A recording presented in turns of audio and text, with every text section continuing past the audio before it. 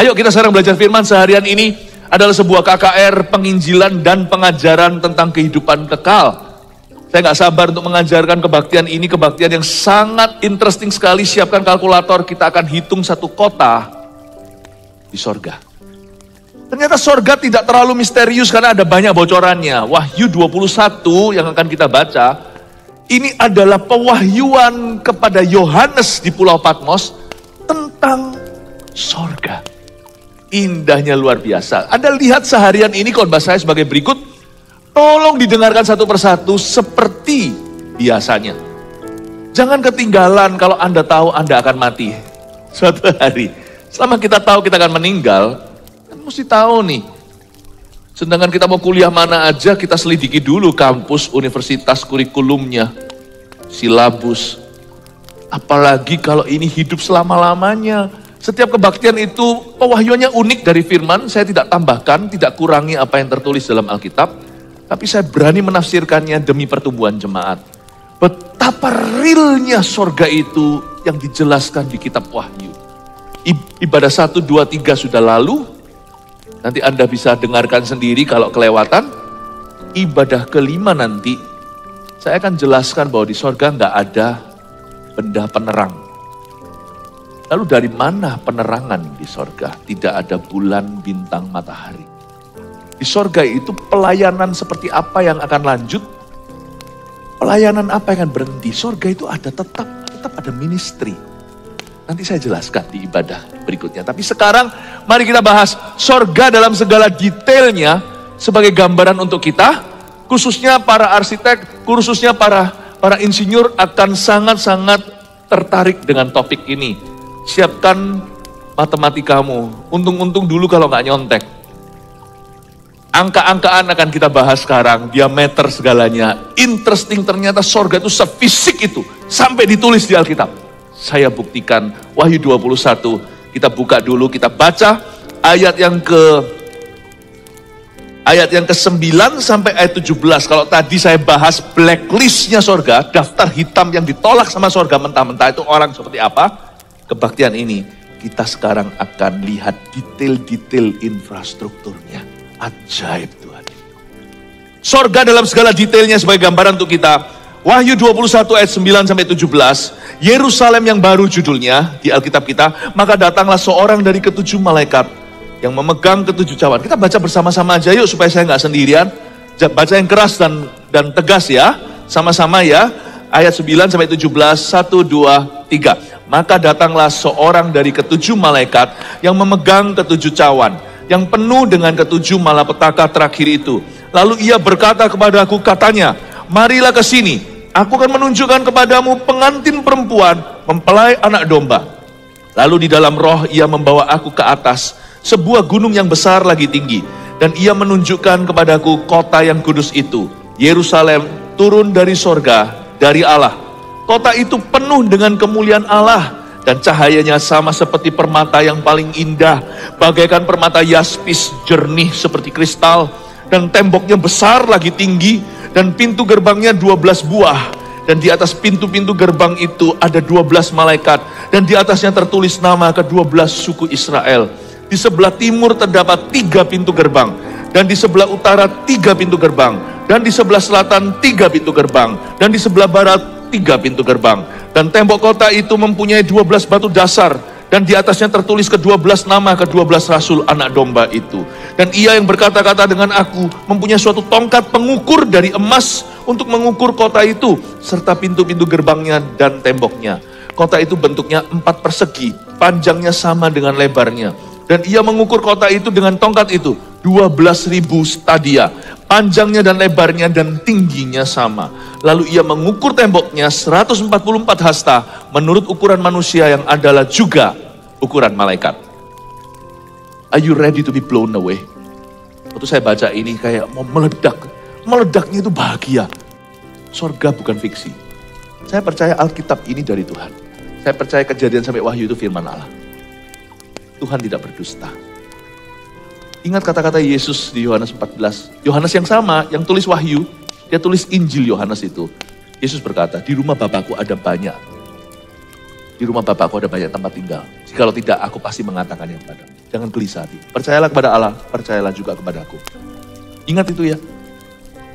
Sekarang Yesus memfollow up-nya. Lewat pewahyuan di Pulau Patmos waktu Yohanes dianiaya, dikucilkan di sana, malah dapat pewahyuan. Diberikan rincian. Tuhan itu luar biasa. Kalau Anda kira sorga ada di telapak kaki ibu, salah. Itu kasih mama, Mother's Day, hari ibu. Tapi sorga itu sungguh nyata. Saya jelaskan sekarang, ayat per ayat, oke? Yerusalem yang baru, maka datanglah seorang dari ketujuh malaikat yang memegang ketujuh cawan yang penuh dengan ketujuh malapetaka terakhir itu. Malapetaka di bumi ya. Malaikat yang sama, yang pegang 7 cawan tentang malapetaka di bumi, ia sekarang berkata kepada Yohanes, demikian katanya, marilah ke sini, aku akan menunjukkan kepadamu pengantin perempuan mempelai anak domba. Malaikat yang sama, yang wahyukan bencana di zaman antikristus di akhir zaman itu, menoleh ke Yohanes dan berkata, sekarang aku akan tunjukkan sesuatu yang berbeda. Kalau ini saya tunjukkan apa yang terjadi di bumi, sebentar saya tunjukkan apa yang terjadi di sorga. Malaikat yang sama, Gabriel itu. Aku akan menunjukkan kepadamu pengantin perempuan mempelai anak domba. Pengantin perempuan jangan anggap satu wanita. Pengantin perempuan ini kolektif. Majemuk, ini bicara tentang sekelompok umat atau tubuh Kristus. Pengantin perempuan ini bicara tentang orang-orang kudus yang diselamatkan. Yang masuk ke sorga, bukan yang ditolak atau yang ada di blacklist Tuhan.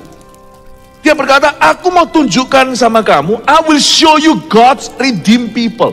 Luar biasa, seperti orang datang ke mall ini. Gereja kita yang di Surabaya, ini kan di sebuah mall. Permisi tanya, gereja Mawar Sharon mana? Satpamnya bawa. Sini ya bu. Waduh, daripada ibu tersesat, saya anter deh. Diantar, baik hati diantar, atau ada usher. Ini dia. Waktu di luar nggak kelihatan mana. Waktu buka pintunya jereng, lihat ribuan orang sedang menyembah. I'll show you God's people, but not on earth. Bukan di dunia. Aku akan tunjukkan yang di sorga. Luar biasa. Itu yang disebut aku tunjukkan pengantin wanita. Gereja yang sempurna. Mempelai anak domba. The heavenly church, gereja yang sorgawi. Bersama malaikat di sorga. Nyanyikan kidung pujian. Bermazmur bagimu. Muliakan namamu. Yesus, aku menyembahmu. Lagu lama tuh. Tanganku ku angkat padamu, masuk dalam hadiratmu, rasakan kasihmu, ku jadi milikmu. Yesus, aku memujimu. Hosana, Hosana, aku memujimu. Haleluya, haleluya, aku menyembahmu. Ada lagu satu lagi saya kok lupa ya. Kita masuk tahta sucinya. Tahu lagu itu? Kalau bisa nyanyi sama saya. Bersama para malaikat menyembah. Mari puji Yesusku, kita masuk hadiratnya Maha Kudus. Dari sini kita lihat strata, beda. Malaikat itu asyirnya, kita itu umatnya, mempelainya. Coba bayangkan. Sekarang dalam tubuh jasmani kita, keturunan Adam dan Hawa, yang kita terus salibkan tiap hari ini. Kalau kita ketemu malaikat, langsung rebah kita. Orang mengalami penampakan malaikat, langsung ketakutan. Karena kita masih hidup di bumi. Sama seperti misalkan seorang bos besar, bawa anaknya ke perusahaan. Dia terintimidasi sama om-om dan tante-tante, staf karyawan, bahkan direksi papa. Tunggu sampai anak itu besar. Dia menjadi ahli waris perusahaan.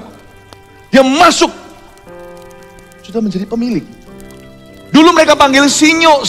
Mungkin yang Jakarta nggak ngerti, mereka mungkin panggil, anak kecil. Atau mungkin kalau bahasa Malaysia, budak ini. Budak itu anak maksudnya. Tapi waktu nanti anak itu dewasa dipanggil tuan. Dulu dipanggil sinyo, anak kecil. Kemudian nanti tambah pak. Dulu panggilannya Michael. Nanti suatu hari kalau dia besar, staf direksinya memanggil anak muda ini dulu atau anak kecil, Bapak Michael. Kalau dia sudah menjabat CEO. Istri sama dibawa ke perusahaan. Kayaknya tidak punya jabatan. Tapi semua staf karyawan mengerti bahwa itu adalah istri bos. Kita sekarang di bumi ini, kita strata bawah. Kelihatan malaikat ketakutan. Tapi kalau kita setia sampai mati sama Tuhan Yesus, status kita diangkat. Malaikat itu asyarnya. Yang nganter ini loh. Kita itulah mempelainya. Coba bayangkan. Suatu hari kita itu yang empunya sorga. Iya. Sekalipun kedudukan beda. Jangan berani-berani sama nyonya. Jangan berani-berani. Bisikan bantal itu lebih berkuasa daripada hasil rapat. Itu kalau ibu bos, Anda mesti segan. Suatu hari kita itu diangkat. Makanya itu janganlah keberatan kalau kita itu gak dapat segalanya di hidup ini. Sekalipun kalau kita miskin harta pun kita pas-pasan karena kita iri, selalu rasa gak cukup, jangan gitulah. Berbahagialah orang yang miskin di hadapan Allah. Ini bukan bicara soal harta. Yang puas dengan apa yang Tuhan percayakan. Dia yang empunya kerajaan sorga. Berbahagialah orang yang lembut hati. Dia yang empunya kerajaan sorga. Amin Bapak Ibu Saudara. Belum semua yang Tuhan izinkan Anda miliki itu diberikan di masa hidupmu. Jangan semua dikalkulasi sekarang. Kalkulatormu itu kurang cukup. Hidup kita nanti matinya itu pasti ada angka. Umur 78, umur 69. Nggak semua orang didapatkan segala sesuatu, segala perkara. Tetapi kalau Anda dan saya setia, masih ada sorga. Bersama malaikat di sorga. Di sorga itu bukan hanya ada orang kudus, tapi juga ada malaikat. Tapi stratanya beda. Betapa pangkatnya Lazarus si pengemis itu diangkat duduk di pangkuan Abraham. Berani banget duduk di pangkuan Abraham. Abraham punya berapa ribu hamba, dia duduk di pangkuannya itu berarti ahli waris. Anda akan jadi yang empunya sorga. Nyonyanya Kristus. Bayangkan, kita ini yang punya sorga. Ya tapi masa gak bisa sih beberapa lantainya dari emas itu dikeskan sekarang ke saya. Jangan serakah. Gak semua harus dikeskan. Sorga bukan ATM. Cukupkan dia. Kerjakan terbaik. Percayalah kepada Tuhan yang memelihara. Amin. Kita yang empunya sorga. Lalu di dalam roh, ia membawa aku ke atas sebuah gunung yang besar lagi tinggi ayat 10. Di dalam roh ya, berarti supranatural. Sorga itu gak usah percaya ya, gak usah percayalah yang di sosial media, wah apa digali, dibor, ternyata ada teriakan di bawah itu mungkin neraka. Neraka itu tempat supranatural. Ada tempatnya, tapi masuknya bukan di timur barat dunia atau di atas bawah. Yesus menengadah ke atas itu sebagai simbol menunjukkan bahwa Bapa di atas segalanya. Orang Yahudi kan ada ini loh, kupluknya ini loh, yang ada satu topi di atas itu untuk menunjukkan di bawah langit ini kita tunduk pada yang Maha Kuasa. Tapi sorga itu bukan berarti di atas sana. Di planet mana? Supranatural. Dalam roh. Tapi dalam roh itu nyata, bukan gentayangan. Ada alam roh yang lebih nyata dari alam dunia. Tahukah Anda? Ini cerita tentang sorga dari firman. Ada alam roh. Bukan kerohanian belaka. Alam roh itu nyata. Ada alam roh yang senyata alam dunia panca indera. Bahkan lebih nyata dari itu. Di dalam roh ia membawa aku ke atas sebuah gunung yang besar lagi tinggi. Berarti di sorga ada gunung-gunung yang besar lagi tinggi. Di ibadah ke-1 tadi saya jelaskan kenapa di sorga tidak ada ocean. Tidak ada lautan. Nanti dengarkan sendiri. Sungai ada. laut tiada. Di sorga ada gunung yang besar lagi tinggi. There are majestic mountains in heaven. Wow. Pastor Philip, saya nggak pernah pergi ke itu loh. Gunung-gunung bagus di Prancis, di Austria. Itu loh seperti yang the sound of music itu loh. Aku nggak pernah ke situ. Gak apa-apa. Banyak di sorga nanti. Jauh lebih indah. They are majestic mountains.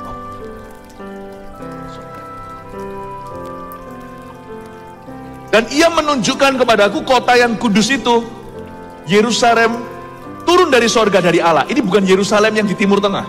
Ini Yerusalem yang turun dari sorga dari Allah. Berarti sorga itu sorga, ada satu kota ternama namanya Yerusalem yang baru. Tidak diwahyukan kota yang lain. Jadi jangan mendahului firman, jangan melampaui apa yang diwahyukan. Yang diwahyukan itu milikmu, yang tidak diwahyukan itu rahasia Allah. Yang diwahyukan itu Anda bisa dapat suatu hikmat daripadanya. Yang tidak diwahyukan, belajar percaya. Saya nggak tahu ada berapa kota, tapi ada satu kota di sorga namanya The New Jerusalem. Mungkin hanya satu kota di dunia ini yang akan diingat selama-lamanya, yaitu Yerusalem. Jadi nggak ada New Jakarta, nggak ada New Tokyo, nggak ada. New Jerusalem. Saya jelaskan di ibadah sebelumnya juga, kenapa Yerusalem itu spesial istimewa, karena Kalvari. Untuk mengingatkan bahwa Yesuslah yang mengizinkan kita bisa sampai di sana. Karena pengorbanan. Tapi kota ini bukannya di Timur Tengah. Karena ditulis dengan jelas bahwa Yerusalem yang ini, kota yang kudus itu, turunnya dari sorga, dari Allah.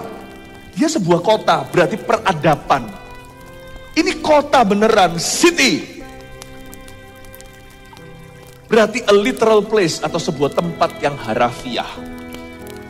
Dan malaikat itu berkata, aku akan tunjukkan kepadamu kota yang kudus itu, Yerusalem yang turun dari sorga, bukan Yerusalem Timur Tengah. Aku akan tunjukkan di mana God's people gather, di mana umatnya berkumpul. Luar biasa ya. Lalu ayat 11. Sekarang penjelasan sedikit tentang kota itu, nanti kita mulai bahas ukurannya, oke? Ini semakin interesting. Katakan kanan kirinya, wah ini akan semakin memanas. Puji Tuhan. Berbahagialah Anda yang datang di ibadah ini. Nanti apalagi, siapa di sini insinyur ya? Coba saya lihat, angkat tangan. Ada nggak yang insinyur atau ada? Oh, nggak ada, sebanyak ini nggak ada insinyur. Dokter semua, pasti ada. Angkat tangan. Oh ada juga. Nah Pak, nanti bantu saya. Bantu hitung ya sama saya ya, nanti waktu kita bergulir firman ya. Tadi yang mimpin pujian itu juga ya, Pak Rio ya, nanti bantu hitung ya. Oh, lagi bikin rooftop kan sekarang. Saya lagi hitung rooftop setiap hari supaya kita bisa masuk ke sana. Nah, nanti bantu saya hitung. Tapi sekarang sementara ini kita lihat beberapa elemen-elemennya dijelaskan di Alkitab. Apa sih? Apa intinya dari pengajaran hari ini? Penderitaanmu itu sabarlah. Besar upahmu di sorga jikalau Anda sedih. Dan kalau Anda belum terima Yesus, rugi selama-lamanya. Salib yang kau pikul nggak seberapa. Dan kalau satu keluarga berlima, empat sudah dalam Tuhan, Anda sisa satu, dibaptis secepatnya. Makanya hari ini kita rayakan baptisan langsung di dalam ibadah. Jangan tunggu. 4 anggota keluargamu nanti semuanya di sorga, Anda meringkuk di neraka. Buat apa? Atau jika satu keluarga nih, ada 2 yang sudah diselamatkan, 3 belum, atau sebaliknya lah, 3 yang sudah selamat lah, 2 yang belum. Yang 3 jangan malas berdoa, jangan malas menginjili, doakan supaya utuh, supaya seluruh keluarga itu diselamatkan. Supaya kisah para rasul 16 ayat 31 digenapi. Barang siapa percaya kepada Yesus, dia akan diselamatkan, dia dan seisi rumah tangganya. Supaya kalimat Yosua bisa repeat di mulut Anda. As for me and my house, we will serve the Lord. Sedangkan aku dan keluargaku, isi rumah tanggaku, kami melayani Tuhan. Panjang lebar tadi saya jelaskan di ibadah-ibadah sebelumnya. Saya pakai peragaan juga kiri kanan orang. Orang itu kalau terpisah selama-lamanya dari Tuhan, berarti dia juga terpisah selama-lamanya dengan kekasihnya yang di dalam Tuhan nanti. Tuhan itu mempersatukan, bukan mencerai-beraikan. Ayo, udahlah tinggalkan praktek-praktekmu yang tidak berkenan. Semua penyembahan berhala itu tinggalkan. Ikut Yesus. Nggak usah ragu lagi. Tinggalkan berhalamu. Ikut Tuhan hari ini. Antara Anda dan perpisahan selamanya dengan orang-orang yang Anda cinta, yang sudah dalam Tuhan, yang sudah dalam Kristus itu, cuman sebatas ini loh. Nafas terakhir. Keluar sana enggak takut-takutin. Bam! Ditabrak motor. Jatuh dari sepeda. Itu aja, Dut. Udah itu aja antara surga dan neraka. Udah itu aja. Mumpung sadar, buat keputusan secara sadar. Karena pertobatan itu adalah kesadaran, keputusan yang disadari. Makanya ada orang berkata, orang itu nggak bertobat karena dia nggak sadar-sadar. Nah, mumpung kita sadar bertobat. Karena ada waktunya ketika kita koma, susah spekulasi. Doain orang kita nggak yakin dia terima Tuhan atau enggak, dengar atau enggak. Batang otak itu cuma satu, gini loh, seperti satu lidi. Saya bukan dokter, tanya dokter aja. Itu sentil dikit aja sudah Anda nggak sadar. Hati-hati. Cepat, satu keluarga Jenciafu, semua komplit, semua utuh. Ini tujuan khotbah saya hari ini tentang sorga, bukan untuk kita itu halusinasi. Aplikasinya adalah keselamatan. Nah, Yesus hari ini naik ke sorga 2000 tahun lalu untuk membawa tawanan. Apa itu tawanan? Keselamatan. Orang-orang yang diselamatkan, born again. Kita lihat di ayat yang 11, sorry. Kota ini penuh dengan kemuliaan Allah dan cahayanya sama seperti permata yang paling indah. Bagaikan permata yaspis, jernih seperti kristal. Di sini kan kita lihat benda-benda yang biasanya wanita suka, berlian dan sebagainya. Katanya diamonds are girls' best friends. Nggak tahu lagi ya. Mungkin orang-orang yang tidak kenal Tuhan, mungkin yang suka barang-barang yang mewah, statusnya di sana. Kalau kita kan itu hanya tambahan. Tapi di sorga, Tuhan jelas-jelas mengatakan kota itu penuh dengan kemuliaan Allah. Cahayanya seperti permata yang paling indah. Like the best diamond. Bagaikan permata yaspis. Seperti berlian. Jernih seperti kristal. Orang yang ngerti berlian tahu. Kalau ada cacatnya, titik-titiknya, harganya murah. Itu orang pakai keker-keker itu yang paling canggih. Kita keker-keker juga nggak ngerti. Berarti sorga itu tadi ada cacatnya. Tidak ada dotnya. Rumah paling bagus pun ada cracknya, ada sipnya. Mesti ada finishing jobnya yang kurang, mungkin waktu itu agak ngantuk si tukang. Ada sesuatu yang tembelannya, ada sisa-sisa lem di situ. Surga nggak ada gituan. Ya seperti permata yaspis. Ada satu titik. Arsiteknya adalah Allah. City of brilliance is heaven. Seperti kota terang. Brilliance bukan cuma terang. Kota yang cemerlang. Itulah surga. Seperti diamonds. Ini bukan bicara tentang luxury. Bukan bicara tentang kemewahan. Tapi bicara soal kemuliaan. Lanjut lagi ya ayat 12. Dan temboknya besar lagi tinggi. Dan pintu gerbangnya 12 buah. Tunggu di sana saya jelaskan sebelum saya bahas 12b. Di sorga ada tembok besar. Tembok besar di sorga bukan untuk defense. Bukan untuk alasan defensif atau pertahanan kota. Kalau zaman dulu tembok itu ada karena zaman dulu perang pedang. Zaman sekarang tembok pun masih ada yang memisahkan Israel dengan Palestina. Misalnya di Bethlehem masuk ke Yerusalem itu ada tembok besar. Karena kenapa? Mungkin rudal-rudal. Tembok. Tujuan tembok di sorga seperti tembok Cina, the Great Wall yang besar. Itu lebih besar di sana. Tujuannya bukan untuk pertahanan. Karena di sorga tidak ada ancaman. Di sorga itu perfect peace atau damai sejahtera yang sempurna. Tidak ada damai di dalam, damai di luar, itulah sorga. Kalau kita sekarang kan hanya ada sorga di hati kita. Damai di dalam, luar gak damai, saudaraku. Coba lihat kanan kiri, lihat berita, gak damai. Sorga itu lain. Damai sini, damai luar. Langit baru, bumi baru. Tidak ada atmosfer yang salah. Jadi untuk apa tembok? Saya mikir, ternyata tembok itu adalah untuk menjadi sebuah the wall gives the city beautiful definitions. Walls atau tembok itu memberikan definisi pada kota itu. Saya pernah pergi ke sebuah kota, waktu itu saya setelah khotbah di Harderwijk. di Harderwijk, Belanda, bukan di Amsterdam, kota besar itu. Saya dibawa dengan panitia setelah khotbah di hadapan representasi 97 negara, dan itu live langsung ditayangkan di Rusia, di depan ribuan orang dan hamba Tuhan. Saya dapatkan waktu refreshing, dibawa pergi jalan di Harderwijk. Saya melihat ada sebuah tempat, castle itu masih dipelihara oleh pemerintah. Bagus cantiknya, dan gara-gara castle itu kota itu jadi cantik. Cagar budaya, itu memang dari tahun 1600 sekian. Bagus.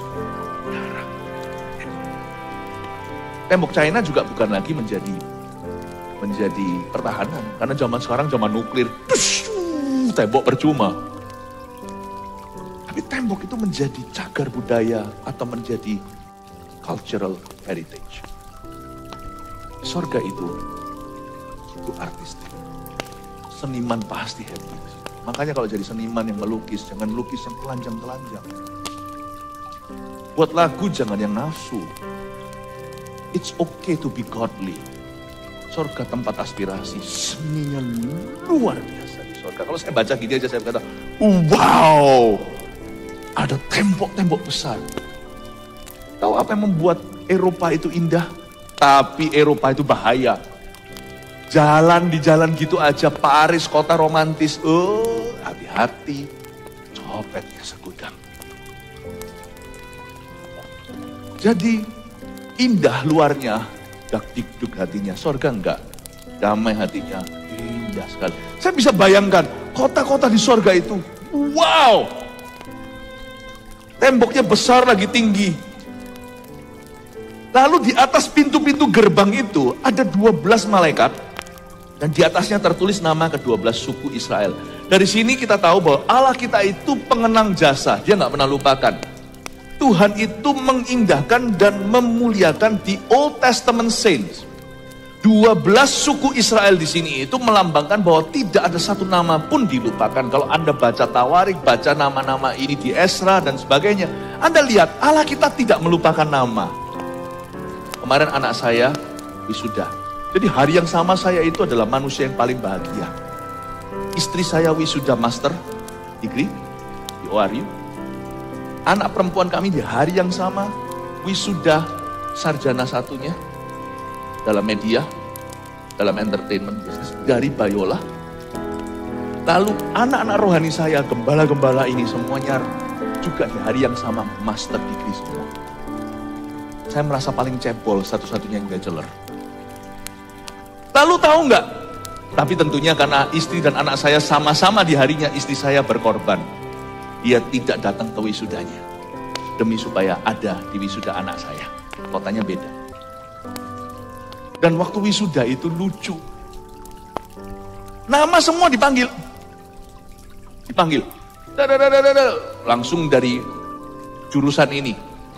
Anak saya itu jelas namanya tulisannya Vanessa Mantova. Tidak dipanggil. Jadi dia itu sudah maju ke depan sini. Dia nahan kaki begini. Selama 10 menit. Dan saya itu sekalipun pendeta, saya papa yang norak. Ini wisuda ke-1 anak kami. Saya berdiri berkata, Vanessa!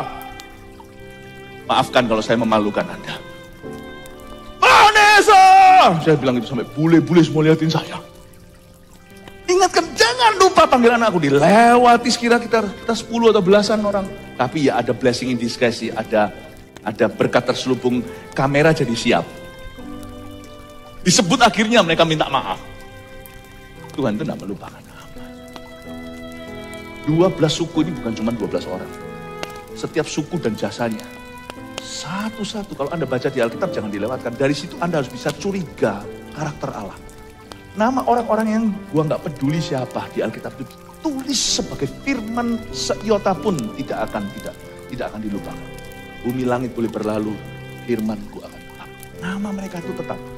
Nama kita nggak masuk. Nama saya tidak ada di Alkitab sini. Philip Mantova nggak ada.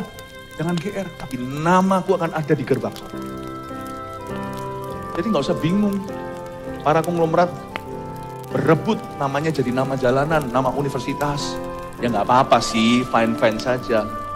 Nggak perlu duit punya, hidup setia. Namamu akan tertulis di situ. Jangan heran waktu Anda nanti jalan di jalan sorga. Loh, jalan Subagio. Rahmat Subagio. Oh my God. Gitu aja bangga, itu orang bayar berapa miliar loh. Supaya bisa namanya ditulis di hall apa. Nama kita akan tertulis semua. Kalau di Old Testament Saints atau orang-orang kudus perjanjian lama tidak dilupakan. Orang kudus perjanjian baru juga tidak dilupakan. 12 malaikat jaga 12 suku. Di sebelah timur terdapat 3 pintu gerbang, dan di sebelah utara 3 pintu gerbang, sebelah selatan 3 pintu gerbang, di sebelah barat 3 pintu gerbang. Orang wisuda aja senang. Wisuda itu kan cepet ya. Tapi orang itu belanin tuh hari itu, semua keluarganya datang bawa kembang. Disebut namanya Rahmat Subagio. Lagi Rahmat, gak tahu siapa sih orang ini. Masukin tang tang tang tang tang, munculin dong lagunya, lagu wisuda. Ayo, bisa nggak? Dulu nggak? Dulu bolos ya waktu wisuda. Ayolah toy. Gitu. Rahmat Subagio. Maju, bangganya. Di depan kamera kadang-kadang kita juga bisa berulah.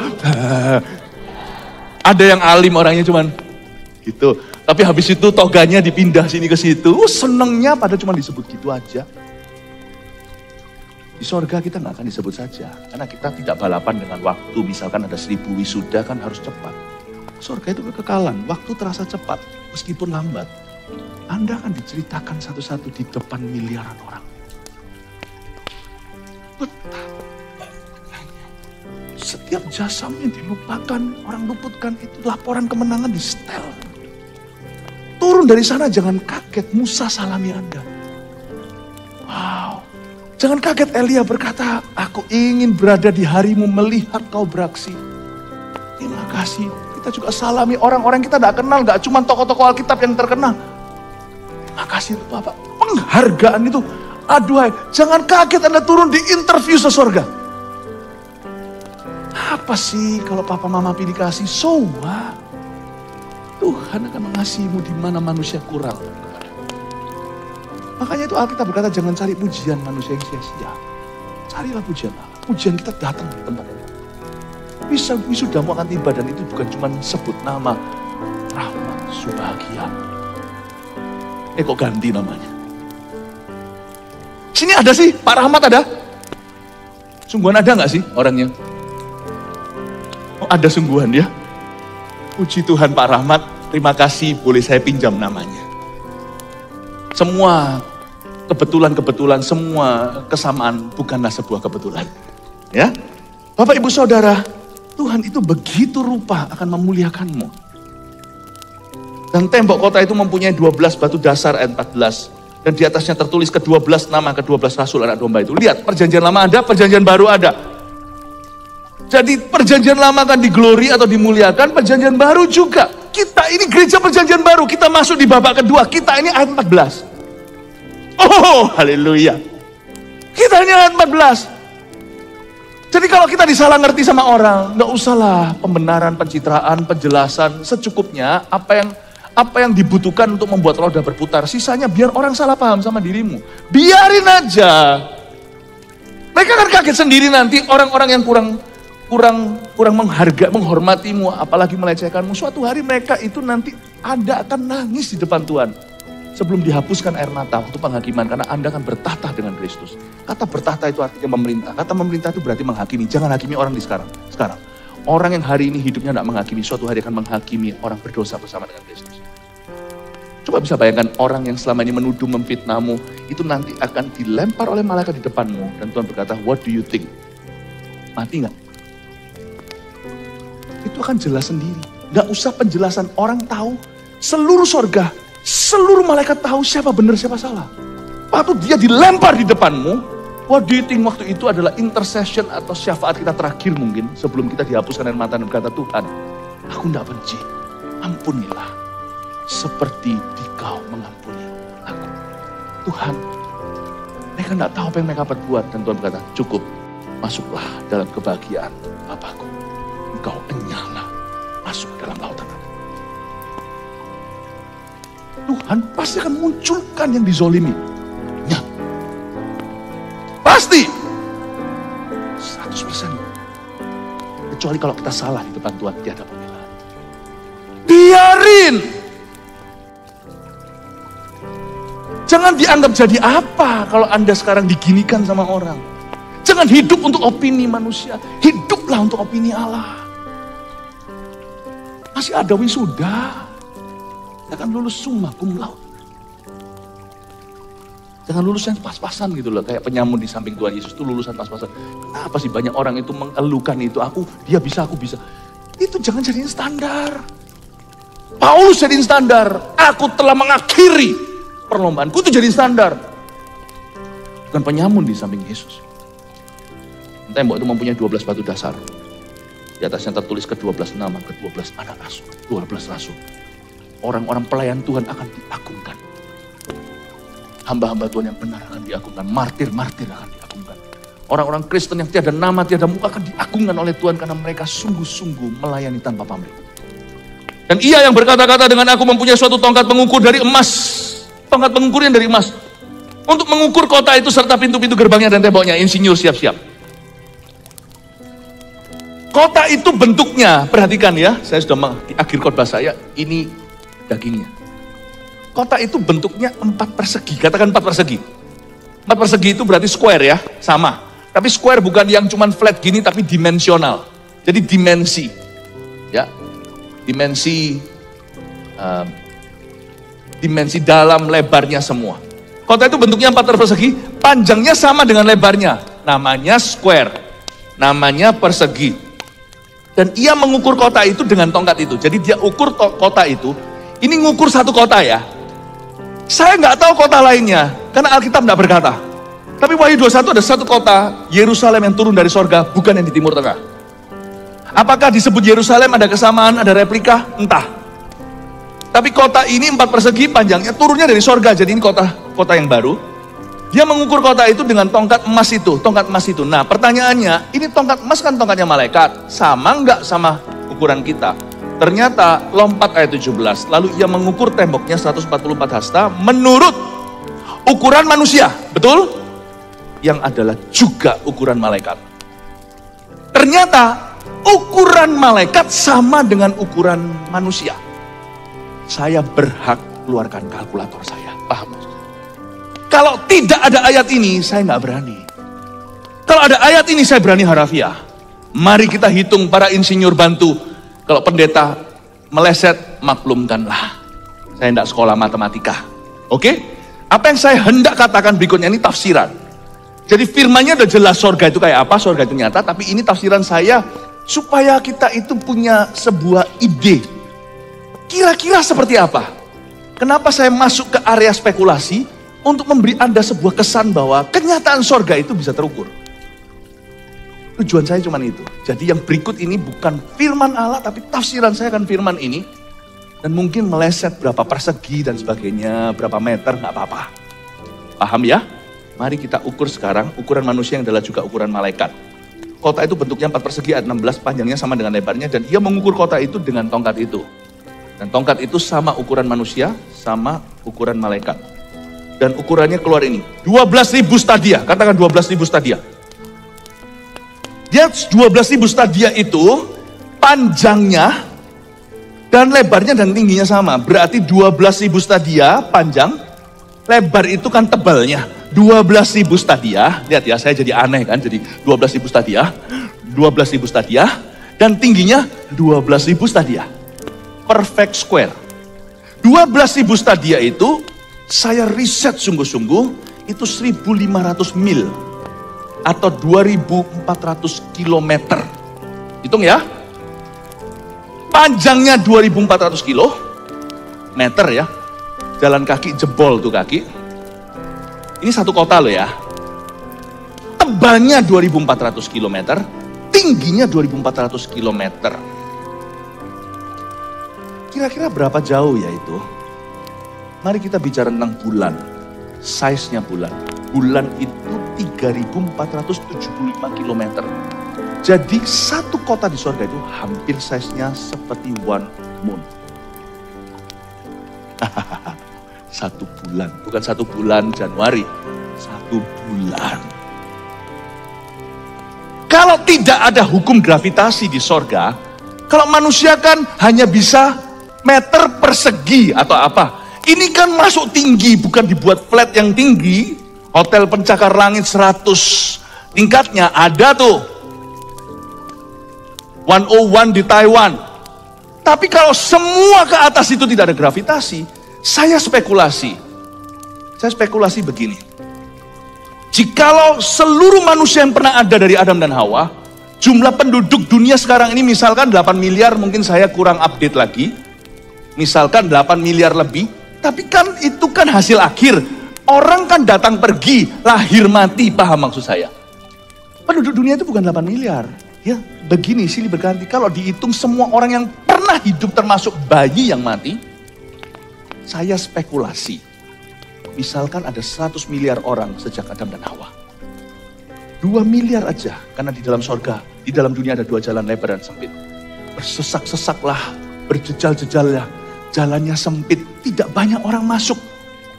Betul sekali, orang-orang Kristen bukan cuma minoritas, yang lahir baru di kalangan Kristianity, itu minoritasnya minoritas, paham maksud saya? Nggak semua orang ngaku Kristen itu masuk surga atau orang yang berkata Tuhan, Tuhan.